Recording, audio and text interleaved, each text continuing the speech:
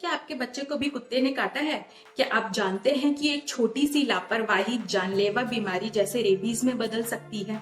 आज हम इस वीडियो में बात करेंगे कि कुत्ते के काटने पर क्या करें और क्या ना करें, कौन कौन सी सावधानियां बरतें, कौन से टीके तुरंत लें और कुछ सवालों के जवाब जो आपके मन में भी आए होंगे जब आप ऐसी स्थिति से गुजरे होंगे। हेलो एवरीवन, मैं doctor Neha Chaudhary, MD paediatrics, आप सभी का अपने channel parenting with doctor Neha में स्वागत करती हूँ। हमारे देश में 96% रेबीज केसेस कुत्ते के काटने की वजह से होता है।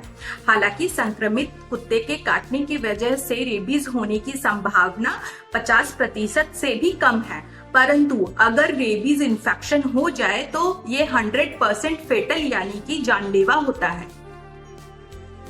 रेबीज बीमारी क्या है?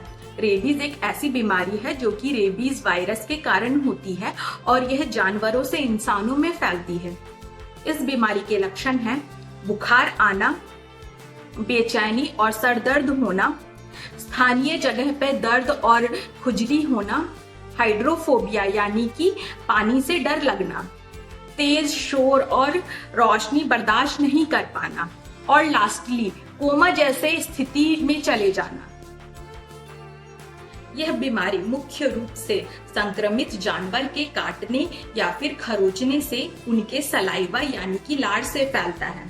इन जानवरों में पालतू और स्ट्रीट डॉग, कैट, गाय, भैंस, भेड़, बकरी, सुअर, गधे, घोड़े, ऊंट, साथ ही लोमड़ी, सियार, बंदर, नेवला तथा भालू जैसे जंगली जानवर भी शामिल है।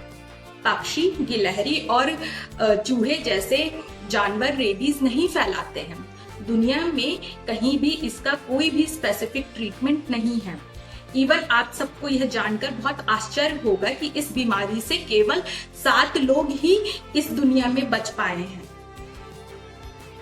जानवर के काटने पर क्या करें? आप सब काटी हुई जगह को साबुन से और बहते हुए पानी के नीचे 15 मिनट तक धोएं। इससे 90% वायरस निकल जाता है। इसके बाद पोविडोन आयोडीन से घाव की जगह को साफ करें। इसके बाद तुरंत एंटी रेबीज वैक्सीन जरूर लें। एंटी रेबीज वैक्सीन के 2 रेजिमेन हैं। पहला है थायराइड शेड्यूल जिसमें 4 डोजेस होता है।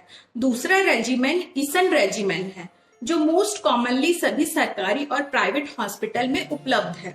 इसमें 5 डोजेस है। पहला डोज डे 0 यानी काटने वाले दिन दिया जाता है।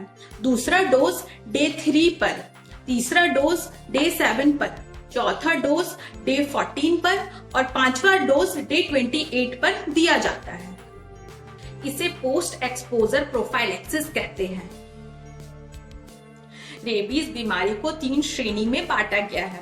पहले कैटेगरी में जानवर आपको छुए या फिर आपके इंटेक्ट स्किन को चाटे। ऐसी स्थिति में किसी भी प्रकार के ट्रीटमेंट या वैक्सीन की जरूरत नहीं है। दूसरे कैटेगरी में जानवर आपके बच्चों को खरोच दे या फिर आपके ब्रीच स्किन को चाटे। ऐसी स्थिति में घाव को धोए, उसको पोविडोन आयोडीन से साफ करें और एंटी रेबीज वैक्सीन लें।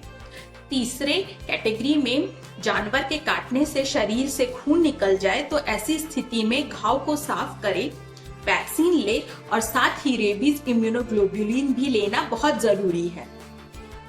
कैटेगरी 3 के मामलों में काटे हुए जगह पर ही रेबीज इम्यूनोग्लोबुलिन लेना सुनिश्चित करें क्योंकि यह वायरस के प्रसार के रोकथाम में बहुत ही महत्वपूर्ण भूमिका अदा करता है। यह तो बात हो गई कि जानवर के काटने पर आप क्या करें। चलिए अब जानते हैं कि आपको क्या नहीं करना चाहिए। घाव पर हल्दी, मिट्टी, तेल ना लगाएं। घाव पर पट्टी या फिर ड्रेसिंग ना करें। घाव पर टाके ना लगाएं।